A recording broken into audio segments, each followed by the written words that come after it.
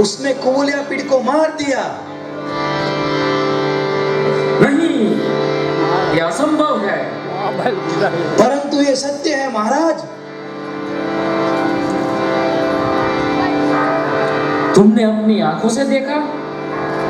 हाँ महाराज, मैंने अपनी आंखों से देखा है। अब क्या होगा? आप चिंता न करें महाराज, आप बिल्कुल चिंता न करें। एक जानवर से बचना आसान है, परंतु हमारे इन योद्धाओं से नहीं बच पाएगा। एक एक योद्धा हमारा 100 हाथियों का बल रखता है महाराज।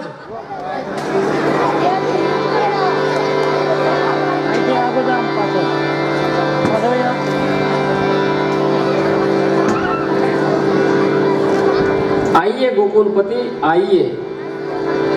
बहुत देर कर दी आने में। क्षमा चाहता हूँ महाराज, जमुना पार करने में विलंब हो गया।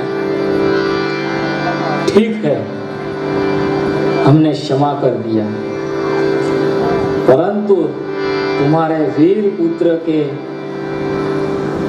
बहुत चर्चे हो रहे हैं और सुने भी हैं, पर वो अब तक क्यों नहीं आया? वो अपने सखाओं के साथ आ रहे हैं महाराज। अच्छी बात है, आप अपने स्थान पर विराजिए।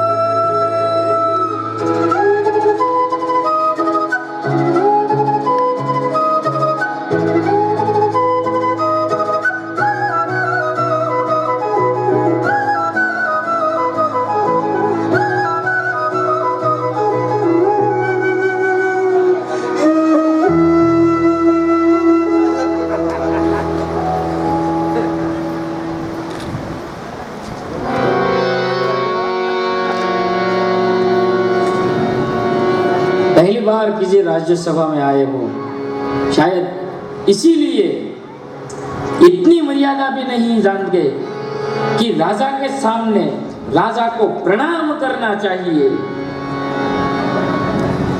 ये मर्यादा तो उनके लिए है जो राजा से कुछ याचना करने आते हैं, कुछ मांगने के लिए आते हैं। परंतु आपने तो हमें क्रूर जी के साथ आने का न्योता भेजा है और मथुरा में प्रवेश करने से पूर्व आपका राजपत्र भी मिल गया था, जिसमें लिखा था कि मथुरा में हमारा स्वागत है। ऐसे समय में मर्यादा तो यही है कि जिसे निमंत्रण पत्र भेजा हो, ये उसका धर्म है कि वो मेहमानों को आने पर मेहमानों का अभिवादन करे।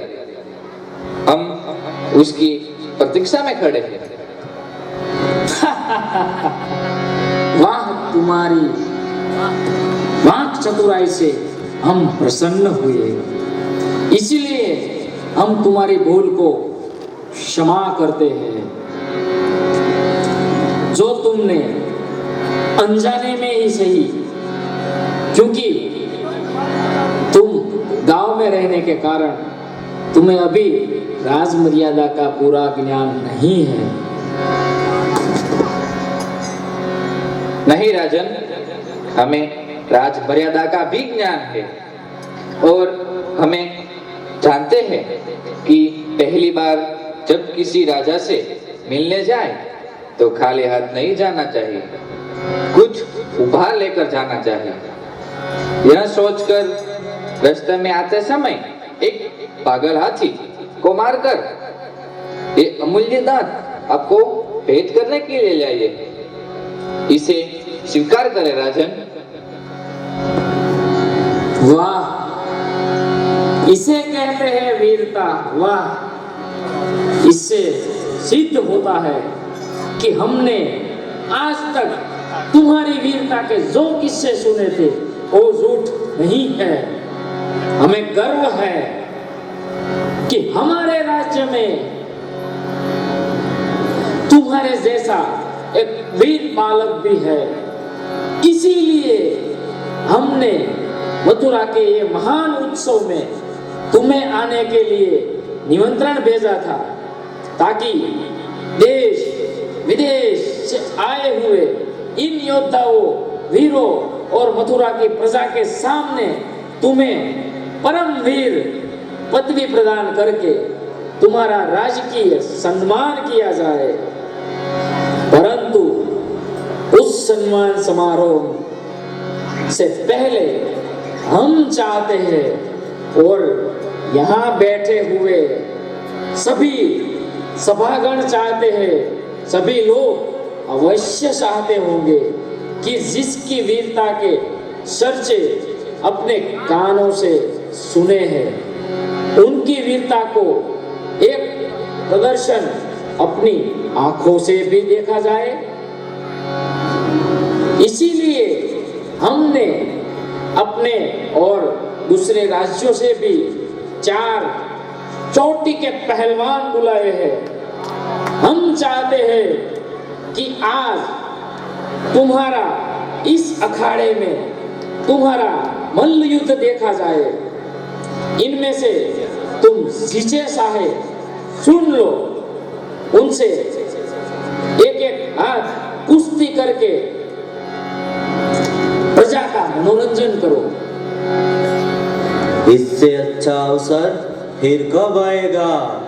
देश विदेश से फिर सब लोग कब इकट्ठे होंगे?